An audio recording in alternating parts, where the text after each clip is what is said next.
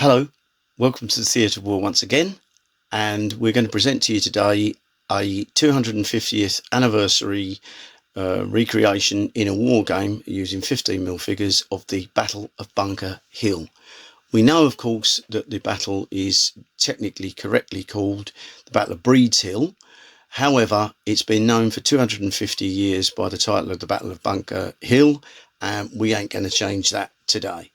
So if you like what you see, please like and subscribe if you enjoy the video.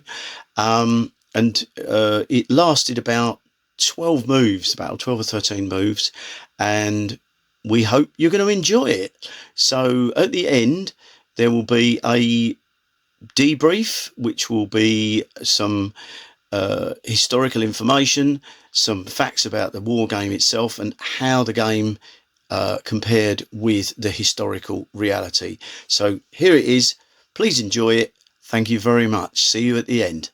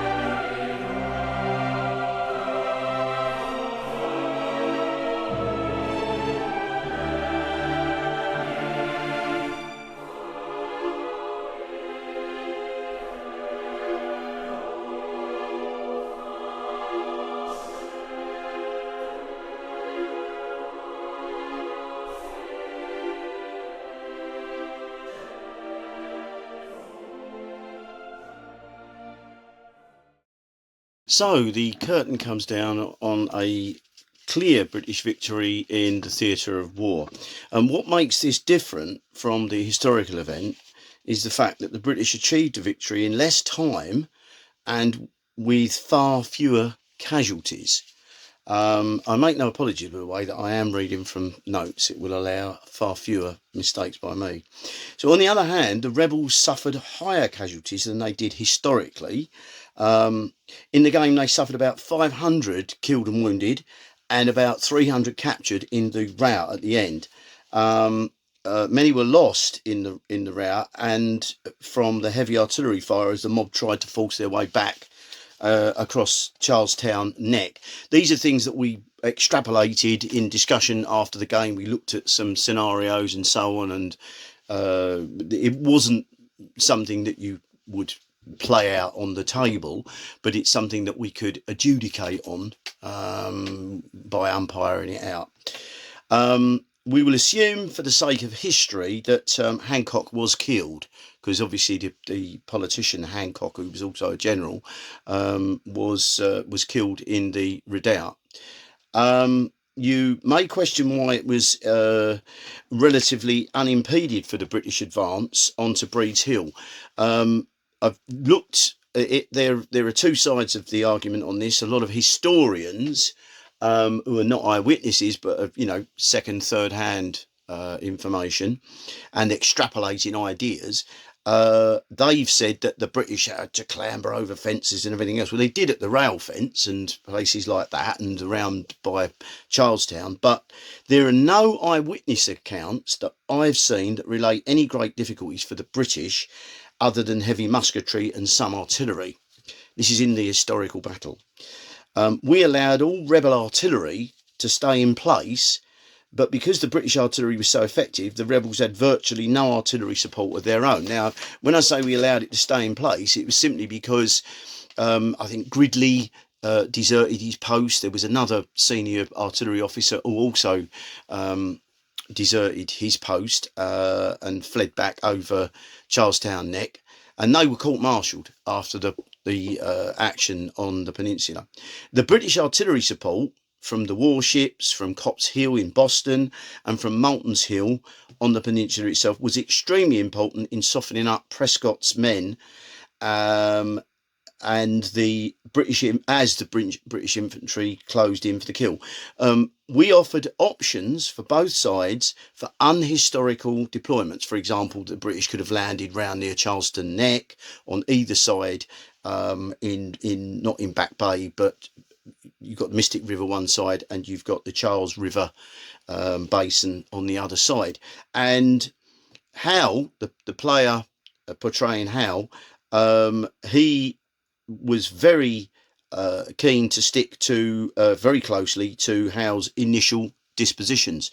On the rebel side, Prescott chose to adopt a spaced defence with his units separated by quite a distance from each other and in rather thin lines. Hindsight and retrospect is always useful, but in analysing this, we looked at it afterwards and we decided he'd misjudged the situation because he wanted to cover as much width as possible, but instead of having his troops formed too deep in the redoubt and the breastwork, he had one single line. The 18th Connecticut, which I believe was Prescott's own regiment, he had that man in both the redoubt and a part of the breastwork, when really he would have done better to have had that in the redoubt, we think, than spreading them all out. And they were in a sort of not a deep formation, but it was like a defence in depth, which relied on some preconceptions that Prescott had about what the British were going to do. This concept may well have worked with better drilled regular troops, but it wasn't going to work with militia who'd not faced professional soldiery in the open and crucially without bayonets. Howe entirely eschewed the historical attack plan and went exactly like the aggressive character that the historical general indeed was, and he opted for all-out assault under cover of a tremendous heavy artillery barrage, and that was something that the militia had never experienced, both in historically and obviously in the war game scenario. It was probably fortunate for the rebels that none of the 3,500 men under Putnam's command ever got forward off Bunker's Hill, and this meant that the rebel losses were kept lower, as any of Putnam's troops would have ended up either killed, wounded, or more likely captured. We estimated, umpiring it, that there were about 350 British killed and wounded, against losses of more than 800 on the defeated side. The game took 12 moves, may have been 13, but it was roughly, so that's to reach its conclusion, which is about 60 minutes of action. Each move in Bloody Backs and Yankees, the rule set that we use, is represents 5 real minutes. So 60 minutes, that's 1 hour. It took from the deployment on the beach to getting up to the breastwork and so on and breaking in, which is about what it would have taken. I mean, that's quite a time, but it was a steady progression by the British, relentless and steady. The rebels had a total of about 15,000 men. This is historically available, with Prescott commanding 1,300 on Breed's Hill and in Charlestown. Stark had 1,800 men, 1,800. Putnam had 3,700 men. Ward came, that was Putnam was on Bunker's Hill. Ward over at Cambridge, Artemus Ward, who was the historically the commander, overall sort of nominal commander of the rebel forces, he had another 3,500 available, and Thomas, General Thomas, or whatever his rank was, at Roxbury had more than 4,700 men. So there's roughly 15,000 available troops, and with such numbers, and if they been equipped with bayonets, what might have happened can only be a cause for debate, speculation, or whatever. One final point is, historically, Lexington and Concord created apparent success for the rebels in giving the British such a hiding, in both cases, at Bunker Hill and previously at Lexington and Concord. And it created the illusion that, provided the rebels stood behind defence works and blazed away at the obliging British, that the rebels would prevail. Well, in 1776, that changed totally. The perception was completely shot to the proverbial, and it was the hardest lesson that the rebels could possibly be taught when Howe turned up in 1776. This, I'm talking about the historical reality, with the biggest army that the British had sent abroad at that time, biggest expeditionary force, with German troops included in their order of battle, and these were really professional troops. This was the one of the best armies that the British had sent abroad for a long time, and you will see in future battles what will happen. Anyway, so we trust that you've enjoyed this video. We will do 1 or 2 videos, and they'll be designed to show the detail and mechanics of the rule set Bloody Backs and Yankees, in order for you all to understand how things function, and to get a better grasp when, I think, we may well do the American invasion of Canada later on in the year, at the end of the year, into early 76 or 26 in our modern case. Now then, so that's essentially, the curtain now is drawn on Bunker Hill. The next battle in the theatre of war looks likely being the famous Battle of Mohacs. I know in English people pronounce it as Mohacs, but I can tell you I've got an extremely good Hungarian contact, and the Hungarians pronounce it Mohacs. Between the dashing Hungarian forces and the mighty Ottoman Leviathan of Suleiman the Magnificent in the summer of 1526. That's likely to be in a month or so's time. It will be a large battle, of course, and it will be done in 15mm. My own preference is 28mm, and I've got a stonkingly large, huge Ottoman army with opponents to go with it, and you will see some battles with the 28mm Ottomans. Now, finally, on the 9th of July, I'll be interviewing an amazing modeller and very talented craftsman called Jack Atkinson. Jack has built, apart from the house that he built, he's built a large number of ironclad warships from the American Civil War. And these models are, I can tell you, truly amazing. I've seen them in the flesh. Immediately, I decided this would be a fantastic video opportunity for Theatre of War. And I'm very excited, and I'm looking forward very much to sharing this forthcoming video with you all. I believe there will be a lot of special interest from our American friends. There will be a further notification on when the video that will be available for you to view on YouTube, so look out for that one. It's the ironclads that Jack built.